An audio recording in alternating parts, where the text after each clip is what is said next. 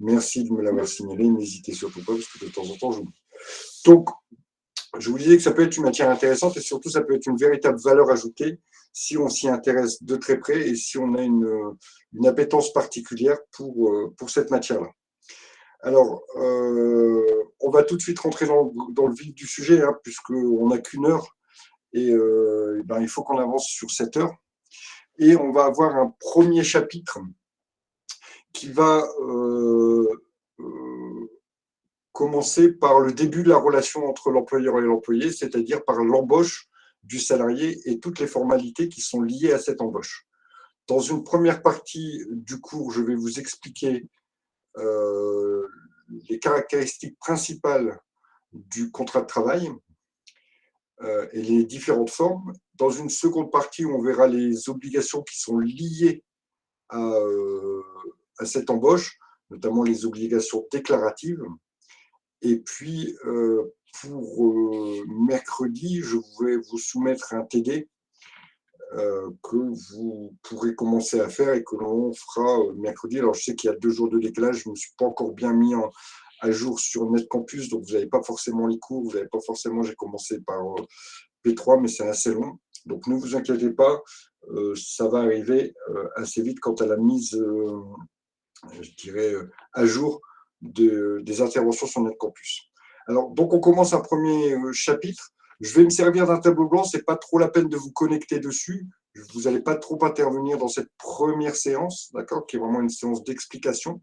Vous pouvez tout à fait intervenir à travers des questions. De toute façon, je vous solliciterai aussi à travers des questions que je peux vous poser. Mais ce tableau blanc, il va me servir un peu de trame pour vous expliquer le contenu du cours. Donc, je vais le partager en écran, comme ça vous l'aurez en visuel et ça vous permet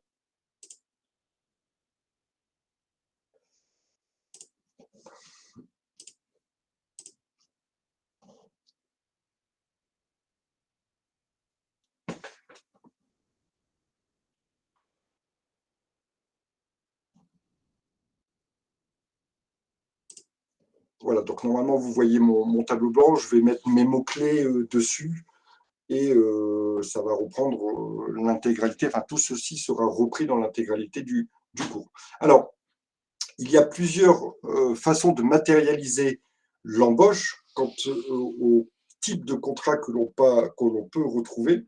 Il existe principalement 3 contrats que l'on distingue, 3 contrats qui sont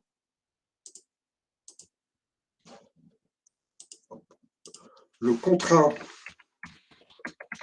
à durée indéterminée.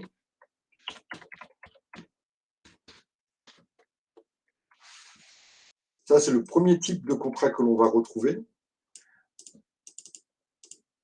indéterminé. Un deuxième type de contrat qui, par opposition au contrat à durée déterminée, à durée indéterminée et le contrat à durée déterminée. Et enfin, un autre type de contrat qui est le contrat de travail temporaire.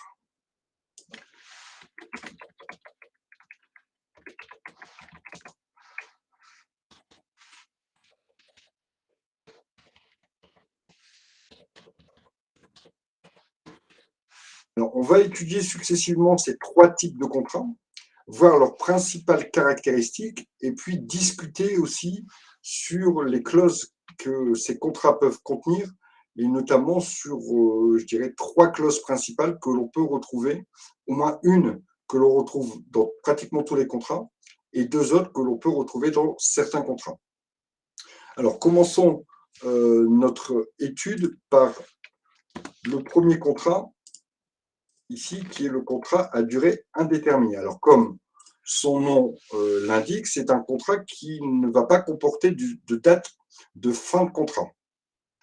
C'est un contrat qui est réalisé ou qui est conclu quand la relation est stable et tente à remplir un emploi qui est de longue durée. Alors, à votre avis, est-ce que ce contrat est obligatoirement un contrat écrit? Je vous pose la question, à votre avis. Faut-il obligatoirement un écrit pour le contrat à durée indéterminée?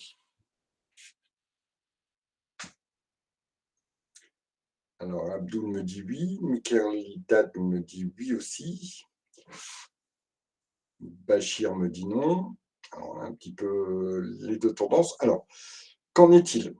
Qu'en est-il d'un point de vue purement légal? Après, on verra la pratique, mais qu'en est-il d'un point de vue purement légal? Aujourd'hui, en France, le contrat de travail à durée indéterminée, et uniquement ce contrat-là, il n'y a pas d'obligation de faire un écrit entre l'employeur et le salarié, d'accord? Donc, pas d'obligation d'un écrit.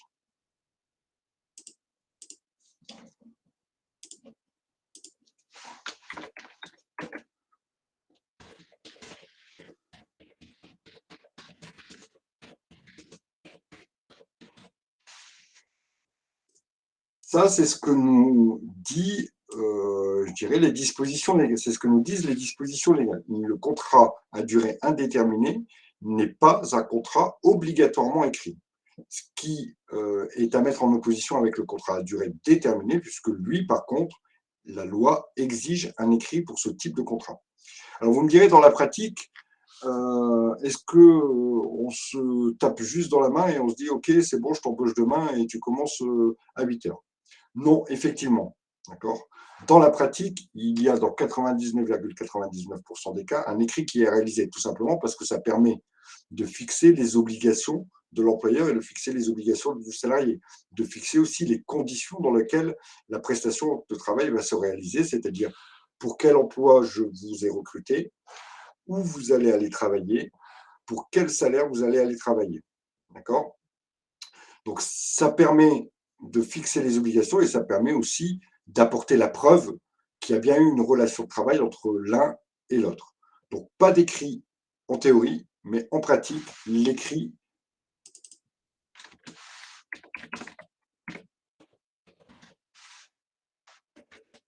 en théorie, mais en pratique,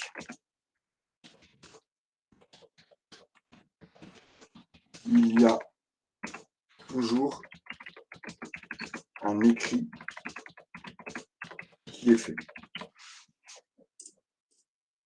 Alors, quand il y a un écrit, donc quand il y a un contrat écrit qui a été donc signé par les deux parties, ce contrat va contenir un certain nombre de clauses. Dans les clauses que l'on va obligatoirement retrouver, d'abord, on va retrouver les parties, c'est-à-dire l'identification de l'employeur et l'identification du salarié. L'employeur, il est identifié grâce à un certain nombre de numéros, notamment son numéro de SIRET. Vous avez certainement déjà entendu parler de ce terme. C'est un numéro que vous allez souvent retrouver. C'est l'identification de l'entreprise en tant qu'employeur. Le salarié, lui, on va simplement l'identifier par son nom, son prénom et bien souvent par son numéro de sécurité sociale. Ensuite, le contrat va contenir obligatoirement la date de début de la relation de travail. C'est-à-dire clairement à quelle date on va faire débuter le salarié. Bien sûr, il n'y a pas de date de fin puisqu'on est dans le cadre d'un contrat à durée indéterminée. Ensuite, le contrat va contenir la fonction pour laquelle le salarié a été recruté.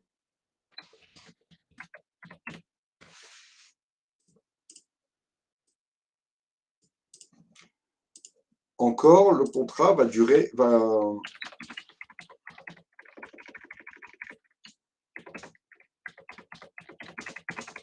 contenir la durée de travail, c'est-à-dire la durée en général, ce sera une durée qui est exprimée en semaines, donc une durée hebdomadaire. Quelle est la durée que l'on retrouve dans pratiquement tous les contrats à temps complet? Quelle est la durée du temps de travail, à votre avis?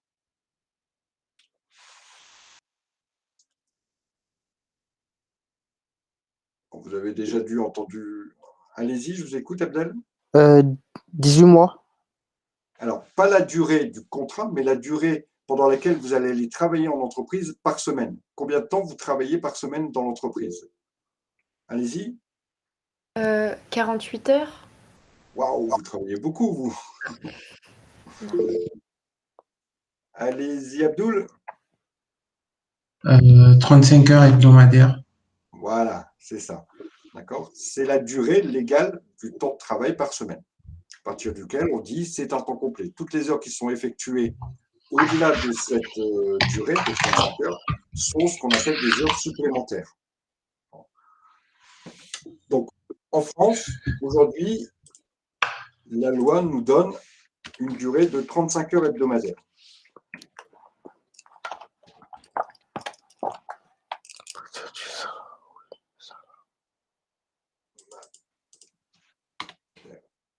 À partir du moment où vous avez un contrat qui fait 35 heures, on dit que vous avez un contrat à temps complet.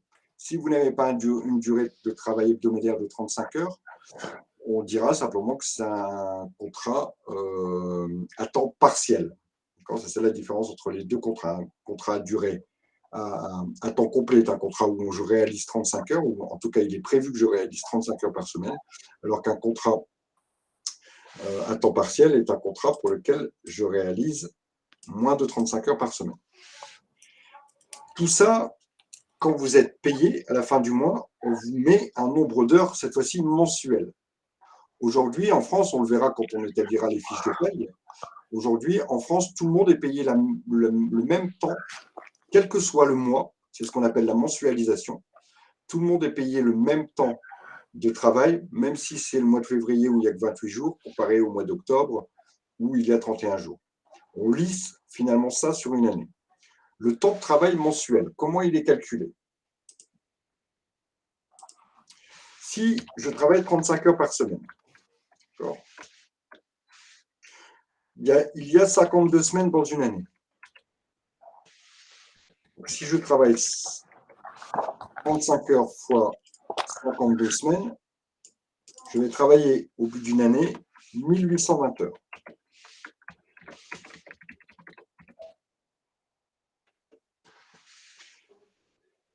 Alors, si on fait 35 fois 52, ça fait 1820. Ça veut dire que par mois, en moyenne, 1820 heures annuelles divisées par 12 mois, ça veut dire que par mois, on va travailler 151h67.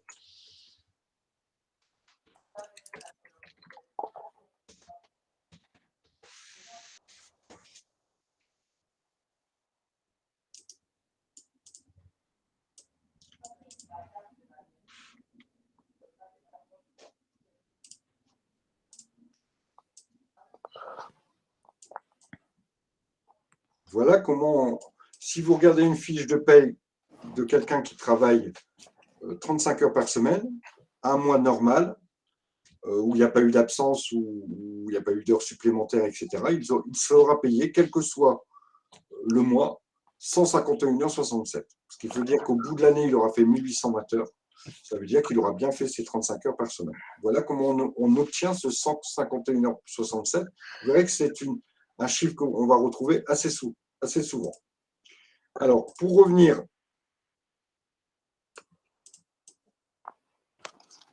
aux mentions qui vont figurer dans le contrat de travail, on a dit qu'il y avait les parties, on a dit qu'il y avait la date de début de la relation de travail, la fonction du salarié, la durée de travail hebdomadaire. On va retrouver aussi, bien sûr, le salaire pour lequel sera attribué au salarié.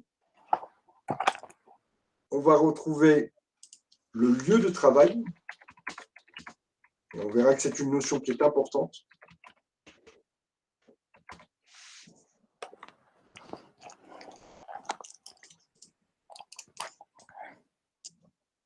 Et on va retrouver aussi la convention collective applicable.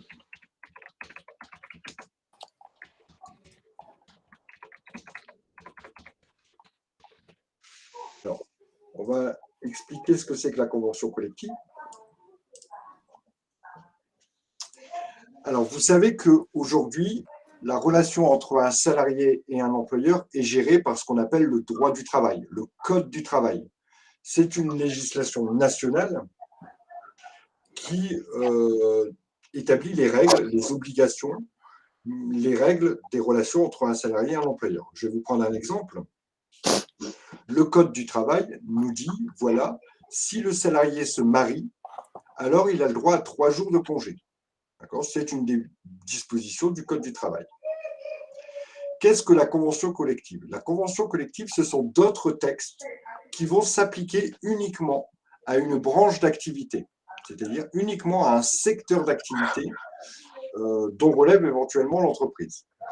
Imaginons que vous travaillez dans une entreprise, vous êtes comptable dans une entreprise du bâtiment, la convention collective du bâtiment va donner des règles.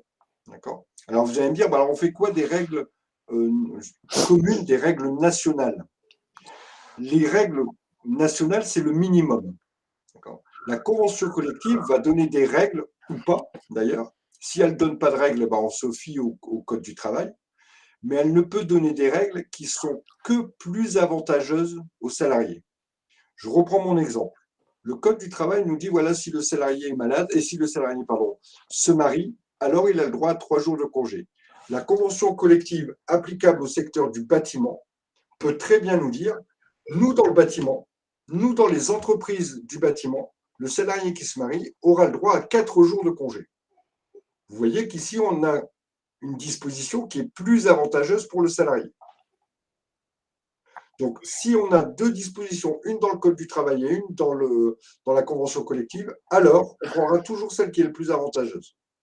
D'ailleurs, les conventions collectives, en général, sont toujours, quand elles prennent des dispositions, sont toujours plutôt à l'avantage du salarié. En dessous encore de cette hiérarchie des normes, de ces lois qui sont applicables aux relations de travail, on va retrouver à l'intérieur de l'entreprise le règlement de l'entreprise. Parce que moi, dans mon entreprise, imaginons que dans mon entreprise, j'ai décidé, parce que j'ai envie de faire plaisir à mes salariés, que s'ils se marient, alors ils auront droit non pas à 3 jours, comme le dit le Code de travail, ou bien 4, comme dit la convention collective, mais à 5 jours de congé. À partir de là, c'est toujours la disposition la plus favorable aux salariés qui sera appliquée. Et encore en dessous de ce millefeuille de loi, on va avoir le contrat de travail. Parce que moi, je peux très bien avoir négocié dans mon contrat, ça ne s'appliquera bien sûr qu'à moi, je peux avoir négocié un avantage qui n'est pas dans le règlement antérieur ou qui n'est pas encore dans la convention collective, ou un avantage qui n'est pas, ou un avantage supplémentaire. Je reste toujours sur mon exemple de jour de congé si je me marie. Ben moi, j'ai négocié avec mon employeur et c'est indiqué dans mon contrat de travail que si je me marie, j'aurai le droit non pas à 3, 4 ou 5 jours, mais à 6 jours de congé. À partir de là, cette disposition, elle sera appliquée à mon cas. Donc, on voit bien qu'on a des normes avec des hiérarchies. Et dans toutes ces normes, quand il y a 2 normes qui sont en opposition ou qui donnent des durées différentes ou qui donnent des avantages différents, on appliquera toujours celle qui est en faveur du salarié. D'accord? Donc, pour que le salarié puisse connaître le droit applicable dans sa branche d'activité, il va falloir lui indiquer quelle convention collective on dépend, de quelle convention collective on dépend. Et ça doit apparaître dans son contrat de travail. Vous remarquerez ici que les horaires de travail ne sont pas indiqués, ne sont pas une obligation dans le contrat. En général, les horaires seront établis par l'employeur et s'il veut en changer, alors il pourra les changer. Alors que tous les éléments qui figurent dans le contrat, l'employeur ne pourra pas les modifier sans l'accord du salarié. Je prends un exemple. Mon employeur me dit, voilà, vous gagnez 15 € de l'heure. D'accord? C'est dans mon contrat. Je suis payé 15 € de l'heure, tout va bien. Et puis un jour, mon employeur me dira, on a des difficultés économiques, maintenant tu seras payé que 14 €. A-t-il le droit? Non, il n'a pas le droit parce que ça fait partie de mon contrat. C'est une mention obligatoire au contrat qui n'est pas négociable. S'il veut modifier un de ces éléments-là, ma fonction, ma durée de travail, mon salaire, mon lieu de travail ou la convention collective applicable, il va devoir recueillir mon consentement, c'est-à-dire il va falloir que je sois d'accord. Si je ne suis pas d'accord, alors il ne pourra pas le faire d'autorité. Donc ça veut dire que ces éléments-là, qu'on appelle les éléments essentiels, ce sont des choses qui vont être fixées pour tout le temps. Alors évidemment, vous allez me dire, ouais, mais le salaire, quand on va vous augmenter, vous allez dire, non, bah, en général, rare, on ne demande peut-être même pas l'avis aux salariés. Imaginez un salarié qui refuse d'être augmenté. Ça n'existe pas. On est bien d'accord? C'est pour ça que quand ce sont des éléments qui sont en faveur du salarié, bah, on ne va pas faire la demande. Mais bien sûr, quand ce sont des éléments qui sont en défaveur, il va falloir recueillir son accord pour pouvoir faire la modification. Sans son accord, on ne peut pas faire la modification. Par contre, comme les horaires, ça ne fait pas partie des éléments essentiels du contrat de travail, alors les horaires sont modifiables par l'employeur comme il le désire. C'est-à-dire qu'aujourd'hui, on travaille de 8h à midi et de 13h à 16h, par exemple. Demain, l'employeur décide de nous faire commencer à 9h et terminer à 17h. Il en a tout à fait le droit.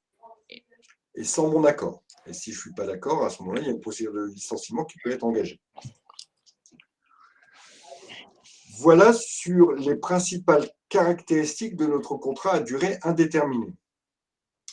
Où c'est le plus intéressant, c'est l'étude de notre contrat à durée déterminée.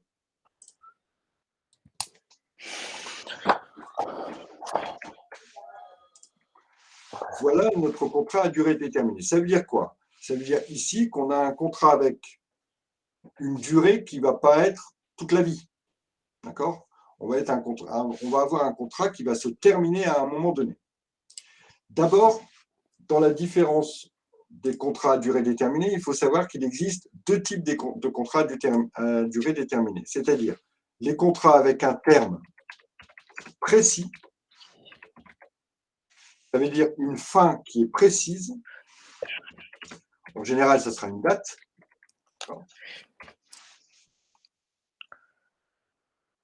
Par exemple, vous avez un contrat qui va durer 3 mois. Donc, vous commencez aujourd'hui, on est le 11 octobre, vous terminerez le 11 janvier. La date est précise. Et on a un contrat où on a un terme imprécis.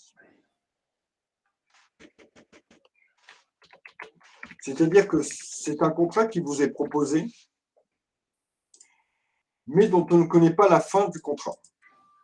On ne connaît pas la date, parce qu'on ne peut pas la connaître. Imaginons que vous soyez en remplacement d'un salarié malade. D'accord ?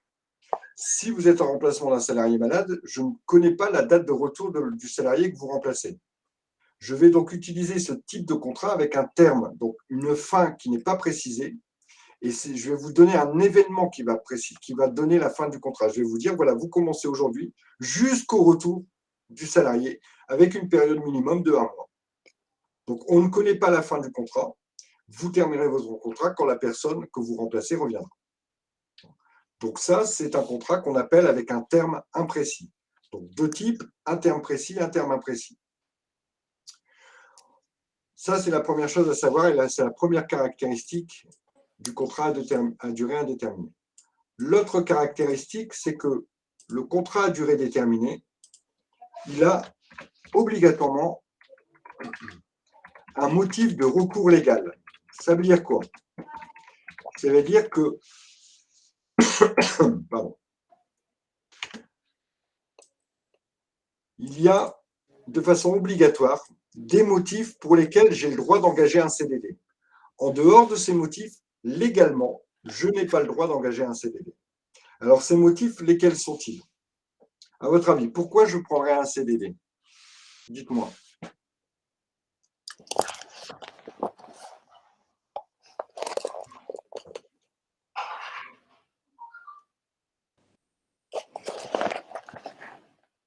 Alors, je vais pouvoir prendre un CDD, par exemple, si j'ai un accroissement de mon activité.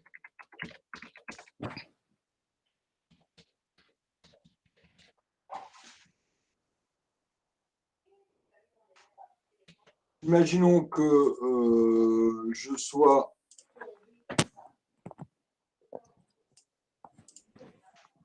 boulanger, qu'en même temps, dans ma boulangerie, je vends des sandwichs tout faits, et que dans la rue où je suis installé, va se dérouler un festival de musique.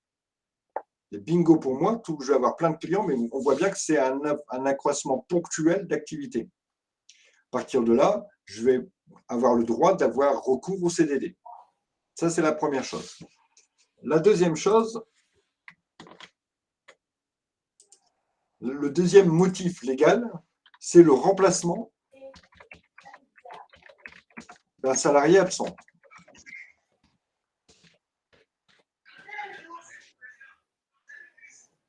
J'ai un salarié qui est malade,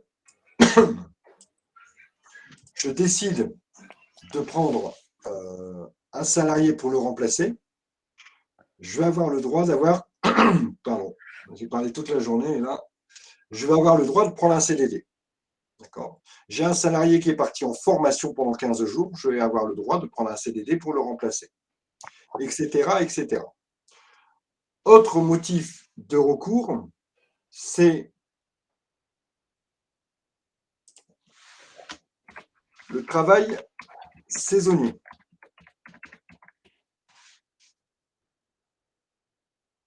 Pour certains secteurs d'activité, on a, pendant les saisons touristiques, par exemple, on a l'obligation, on a la nécessité d'embaucher plus de personnel parce qu'il va y avoir beaucoup plus de monde qui va fréquenter mon hôtel, mon restaurant, tout ce que vous voulez. Et là, donc, on a un travail, on a une nature de travail qui est saisonnier. À partir de là, effectivement, j'ai le droit de prendre un salarié en CDD. Un autre motif, c'est le remplacement du chef d'entreprise.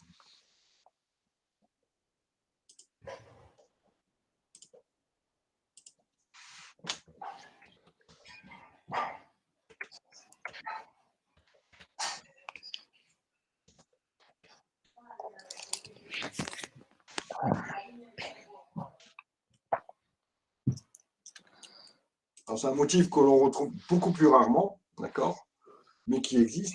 Et vous voyez que le motif de recours à un CDD, il est encadré légalement. Je n'ai pas le droit de faire n'importe quoi, d'accord. Et ce motif, il faudra l'indiquer sur le contrat. Vous êtes embauché en CDD pour le remplacement d'un salarié absent. Vous êtes embauché en CDD parce qu'on a un accroissement temporaire d'activité. Vous êtes embauché en CDD parce que c'est un travail saisonnier, d'accord. Donc, ce motif, il fera partie d'une mention inscrite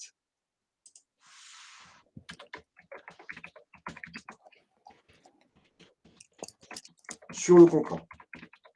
En dehors de ce motif, normalement, officiellement, on n'a pas le droit de reprendre, on n'a pas le droit de prendre un CDD. Alors, vous me direz, en pratique, bien souvent, malheureusement, les employeurs ont recours au CDD simplement pour faire une sorte d'essai professionnel. Bien souvent, les employeurs vous disent bah voilà, je vais te prendre 3 mois, et puis derrière, si ça marche, je te prends en CDI. Officiellement, ils n'ont pas le droit. D'accord. Mais généralement, personne ne va se plaindre. Mais officiellement, le motif de recours ne peut pas être une sorte d'essai ou de période d'essai ou d'essai professionnel. Alors, voilà déjà deux choses que l'on pouvait dire sur le contrat à durée déterminée. D'abord le terme, ensuite les motifs de recours. Pourquoi je prends un CDD? Autre spécificité de notre CDD, c'est sa durée.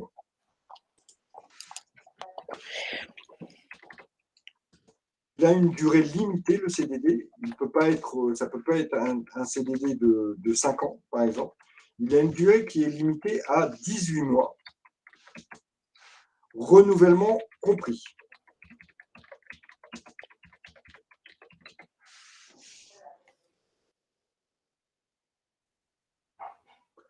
Alors, malgré tout, à ces 18 mois, il existe quelques exceptions. Je pense notamment au contrat d'apprentissage qui est un contrat CDD, mais qui fait 24 mois. D'accord. Donc, ça, c'est le droit commun, mais sachez bien sûr qu'à chaque fois, il y a toujours des petites exceptions. Nous, on ne va pas trop s'attarder sur les exceptions, on va plutôt rester dans ce qui est plutôt général. Et donc, ici, on nous indique que la durée d'un CDD ne peut pas être supérieure à 18 mois, renouvellement compris, sachant qu'on a le droit à 2 renouvellements.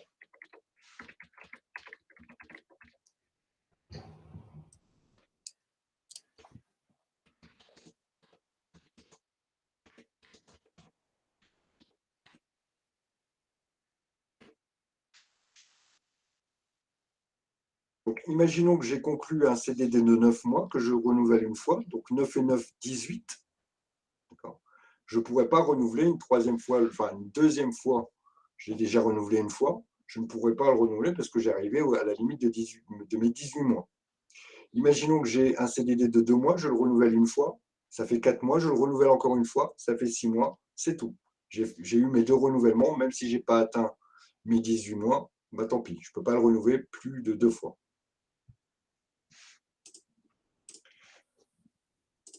Alors, au même titre qu'on avait vu toutes les mentions obligatoires au contrat, on va retrouver ces mêmes mentions.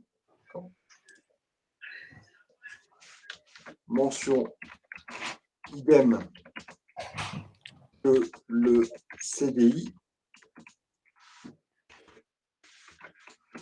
plus, on avait dit, obligatoirement, on doit indiquer le motif de recours.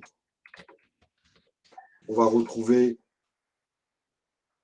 la date de départ, plus la date ou l'événement du terme. Évidemment, la date et l'événement du terme font partie des mentions obligatoires. Événement, date ou événement du terme, donc de la fin du contrat. On va retrouver toutes les mentions que l'on a données pour le CDI, plus le motif de recours, c'est-à-dire dans ces 4 motifs, lequel j'ai employé, plus les dates de début et de fin de contrat. S'il n'y a pas de fin de contrat, au moins l'événement qui conditionne la fin du contrat.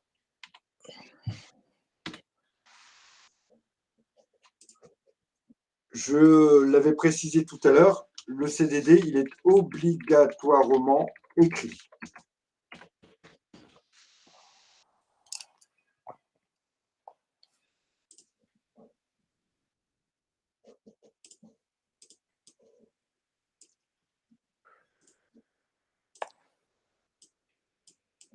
Obligatoirement écrit notre CDD.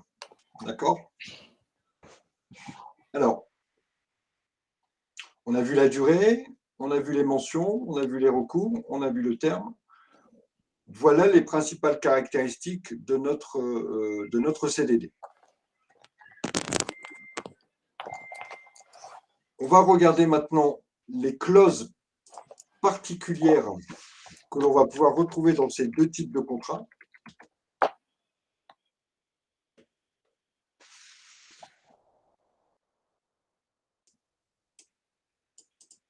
Et on va pouvoir étudier ces clauses à travers un tableau récapitulatif. Je vous explique. Donc, à part les mentions obligatoires que l'on a vues tout à l'heure, il y a d'autres clauses qui peuvent être insérées dans le contrat. À chaque fois, ces clauses, on va les étudier sous 3 angles. D'abord, quel est l'intérêt de la clause?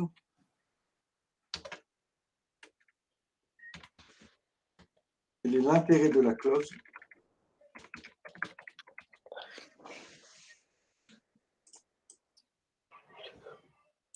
Pourquoi on met cette clause-là? À quoi sert cette clause? Quel est l'intérêt de la clause?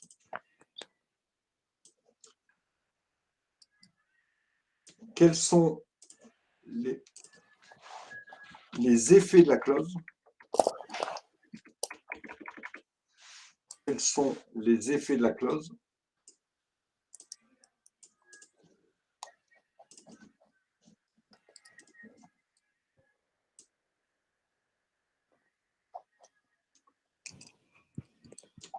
Et le dernier point, qu'est-ce que va permettre la clause? D'accord. Donc ici, on va indiquer ce que permet la clause.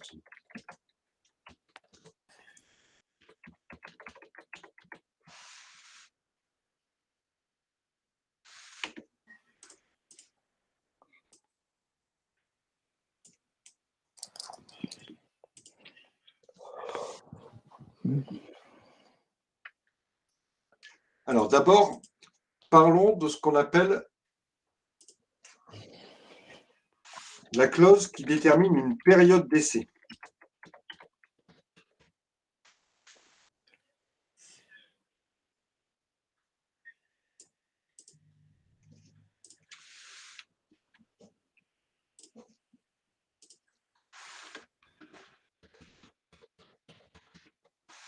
Quel est l'intérêt pour un employeur d'indiquer une période pendant laquelle le salarié sera à l'essai, en quelque sorte? Ça va permettre à l'employeur, ça permet à l'employeur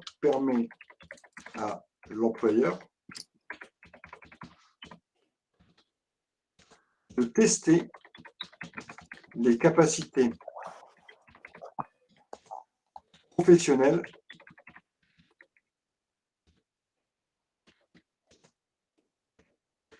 du salarié.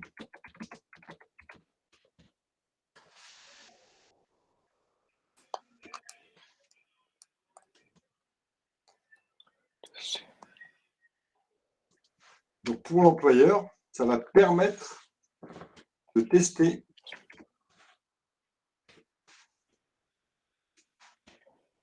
mettre ici la finalité de la clause.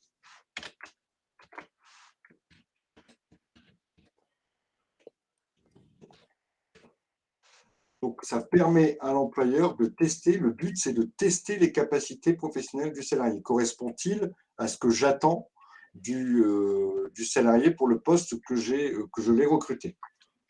Deuxième chose, ça permet aussi aux salariés,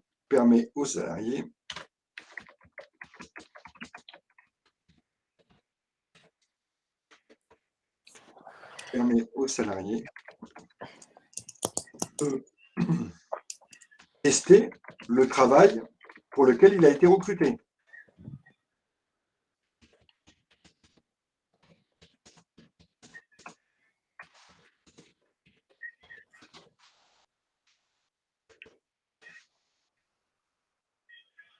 Voilà la finalité, c'est-à-dire le but, pourquoi on insère une telle clause. Quels sont les effets? Qu'est-ce que cela va permettre? La clause permet aux parties, c'est-à-dire aux salariés ou à l'employeur, permet aux parties de rompre le contrat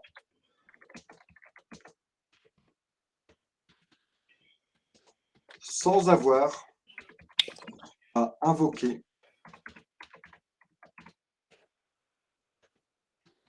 un motif.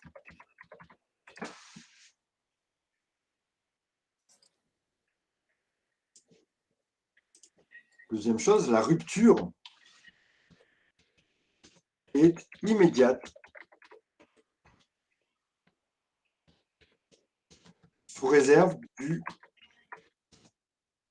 délai de prévenance. Je vous explique tout ça.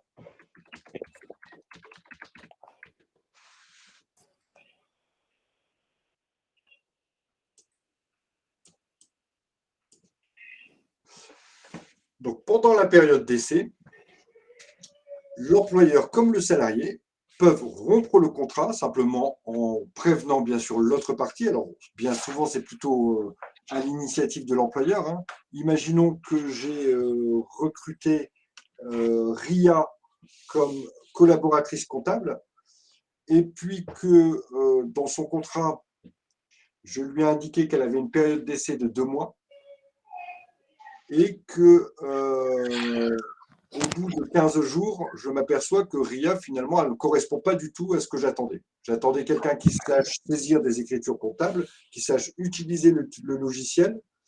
Et a priori, pendant son entretien, elle m'a dit qu'elle savait, mais finalement, elle ne sait pas. Donc, comme je suis dans ce délai qui me permet de rompre sans avoir à invoquer un motif ou sans avoir à respecter une procédure telle que le licenciement, je vais la convoquer et lui indiquer simplement que je décide d'arrêter la relation de travail, de rompre le contrat dès aujourd'hui. L'effet, il sera à compter de demain ou après-demain, ça dépendra de la durée qu'elle a déjà effectuée, et elle ne pourra pas me le reprocher. Je n'ai même pas besoin de lui dire pourquoi. Alors, si j'ai envie de lui dire pourquoi, je lui dis, mais je n'ai pas besoin de dire pourquoi. Parce que vous savez qu'aujourd'hui, quand un employeur veut licencier un salarié, il faut obligatoirement un motif. Soit une faute, soit des raisons économiques ou autre. Là, je n'ai pas besoin de motif. Je lui dis, c'est terminé, on arrête là. Donc, c'est un peu brutal, vous voyez. le salarié, lui aussi, peut rompre le contrat pendant cette période sans avoir à invoquer de motif. Alors, par contre, quelles sont les obligations? Il faut absolument que la clause soit écrite dans le contrat.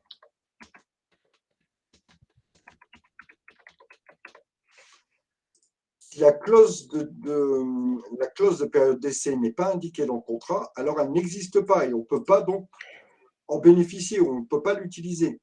Donc, dans le contrat, clairement, il doit être indiqué, vous avez une période d'essai de telle durée. Il n'y a pas de droit à la période d'essai de façon, même si ce n'est pas indiqué. Non, il faut que ça soit absolument indiqué dans le contrat. Donc, s'il n'y a pas d'indication dans le contrat, alors il n'y a pas de période d'essai.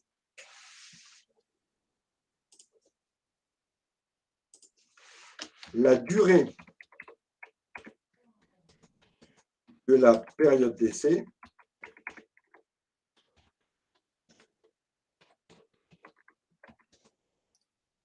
doit être conforme aux dispositions légales.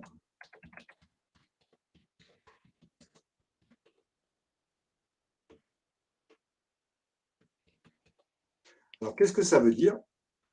Ça veut dire que la durée pendant laquelle vous allez être testé professionnellement ne peut pas être celle que l'on veut. Il y a des règles à respecter, il y a un maximum à respecter, on va le voir en détail, il y a un maximum à respecter, et donc, si vous ne respectez pas ce délai, alors la clause, elle est réputée non écrite. Ça veut dire qu'elle n'existe pas, même si vous l'avez inscrit, mais que la durée de période d'essai est beaucoup trop importante par rapport à ce que la loi autorise, alors votre clause n'existe pas, on fait comme si elle n'existait pas, parce qu'il y a un problème dans cette clause, elle n'est pas conforme, donc on dit qu'elle est réputée non écrite, elle n'existe pas. Alors, la durée de la période d'essai.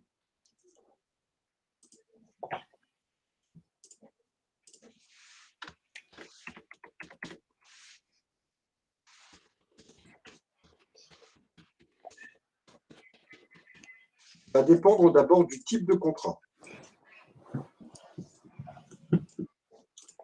On a une période, on a des dispositions qui sont pour les contrats à durée déterminée, donc qui concernent les CDI, les durées.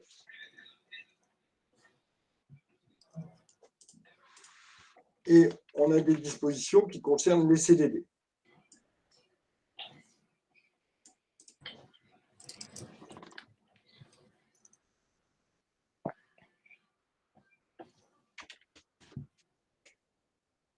Concernant les CDI, la période d'essai, la durée de la période d'essai est la suivante. Si vous êtes un employé ou un ouvrier, la période d'essai est de 2 mois. La durée de la période d'essai maximale est de 2 mois.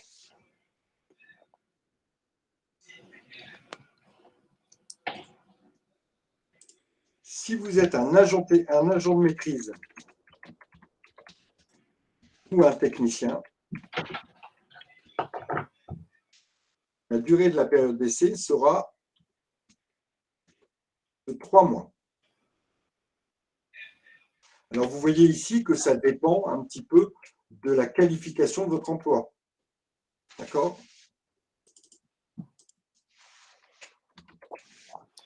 Enfin, si vous êtes un cadre, alors la période d'essai sera de 4 mois.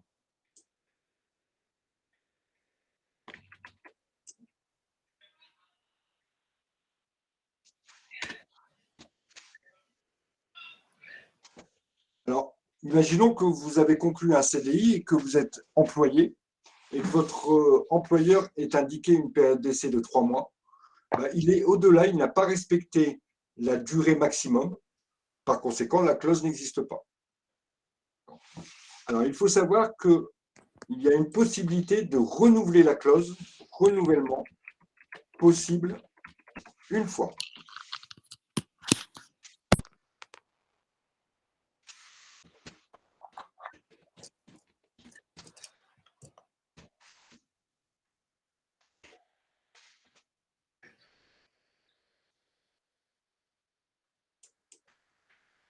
Alors, concrètement, ça veut dire quoi? Ça veut dire que j'ai indiqué dans le contrat de travail, vous êtes employé, je vous ai indiqué que votre durée de période d'essai est de 2 mois et que j'ai le droit, je me réserve le droit de la renouveler une fois si jamais je n'ai pas eu suffisamment de temps pour tester vos capacités professionnelles. Donc, arrivé à la fin de la période d'essai, je vais vous indiquer que je vais la renouveler.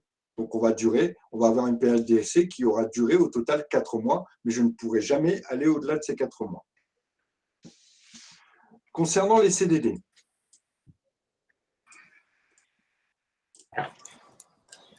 on va avoir deux sous-divisions. On a pour les CDD qui durent moins de 6 mois. On a des dispositions particulières pour les CDD qui durent moins de 6 mois et des dispositions particulières pour les CDD qui durent plus de 6 mois.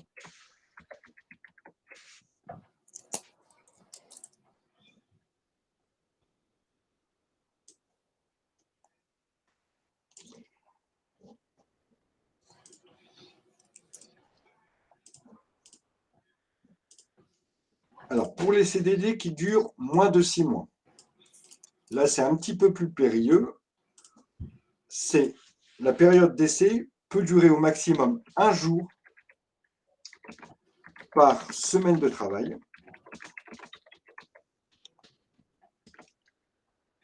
avec un maximum de 15 jours. On va faire un exemple.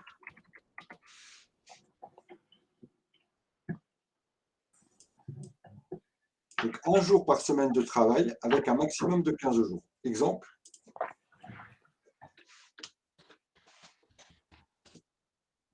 Un contrat, un CDD dure, on va dire, du 1er janvier au 31 mars.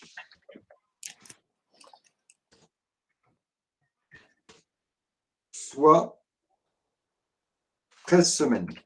Bon, je n'ai pas compté, mais imaginons que ça passe bien 13 semaines.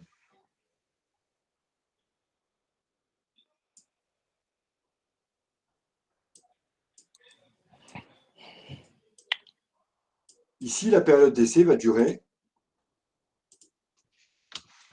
1 jour par semaine sans dépasser 15 jours. Enfin, donc, période d'essai,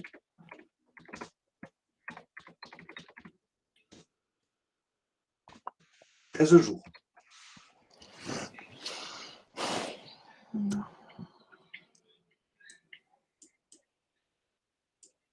Deuxième exemple.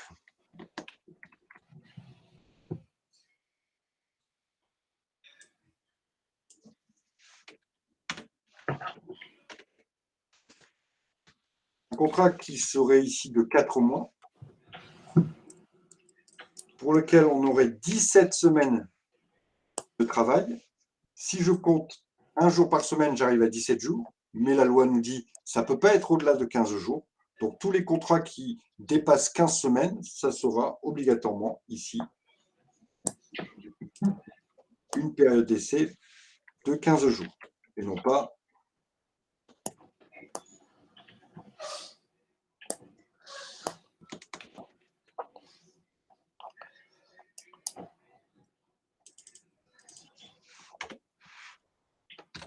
et non pas 17 jours, hein, puisque le maximum, c'est 15 jours.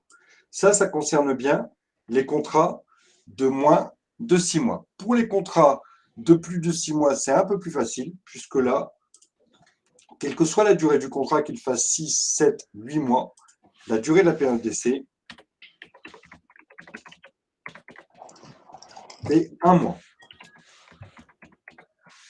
sans renouvellement.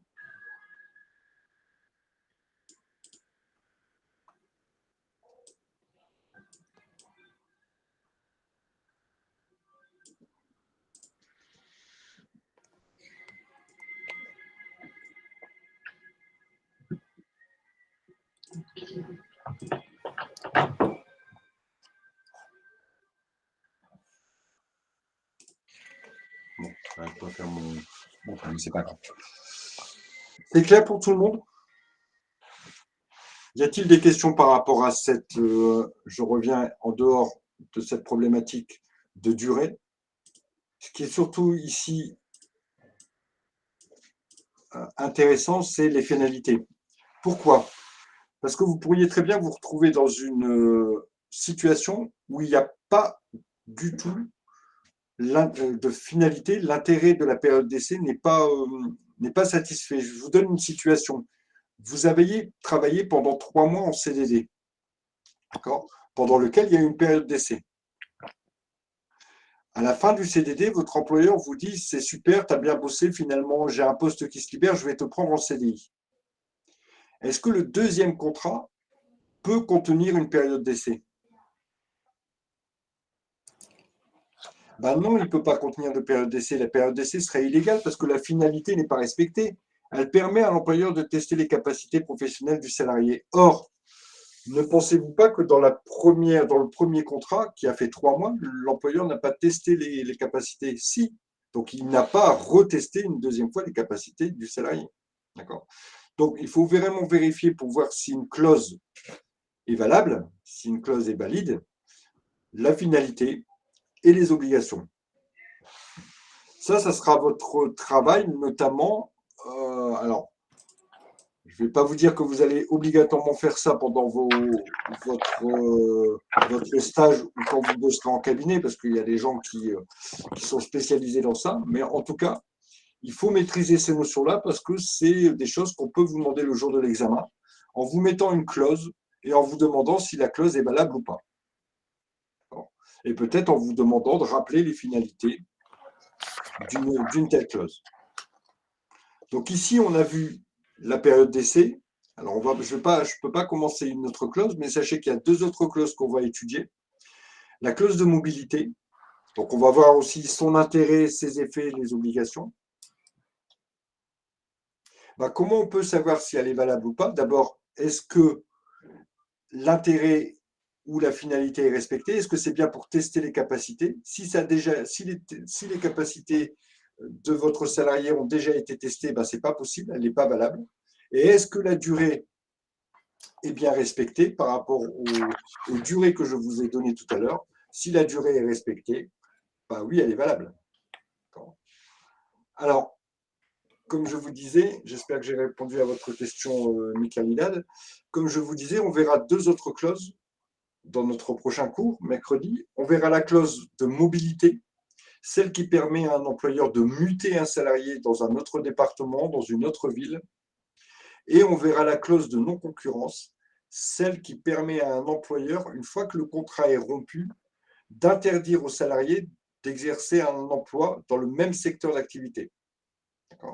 Donc pareil, on fonctionnera sur la même méthode, on verra la finalité, on verra les effets et on verra les obligations par rapport à ça. Est-ce que c'est clair? Y a-t-il des questions par rapport au moins déjà à ce qu'on a vu aujourd'hui, les caractéristiques des 2 types de contrats, d'accord? Et puis les caractéristiques de cette période d'essai qu'on ventile en 3 points, les finalités, les effets et les obligations. Est-ce que c'est clair ou est-ce qu'il y a des questions? Non? Alors, je vous promets d'essayer pour demain matin de vous remettre tout ça sur notre campus, d'accord? De vous mettre le TT, de vous mettre la fin du cours, comme ça vous permettra éventuellement Monsieur, vous pouvez montrer le tableau où il y a les durées? Oui, bien sûr. Voilà les durées. Si vous voulez les prendre ou faire un screenshot, il n'y a pas de souci. Mais en sachant que généralement, mes tableaux, je les mets aussi...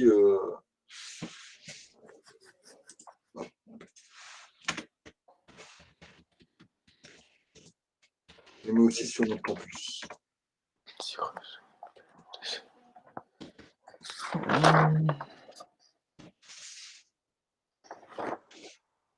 Écoutez, si il n'y a pas de questions, on se retrouve donc mercredi à 18h15, même heure, pour la suite de ce chapitre.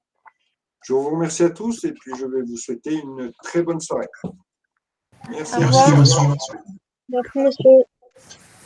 Au revoir, monsieur.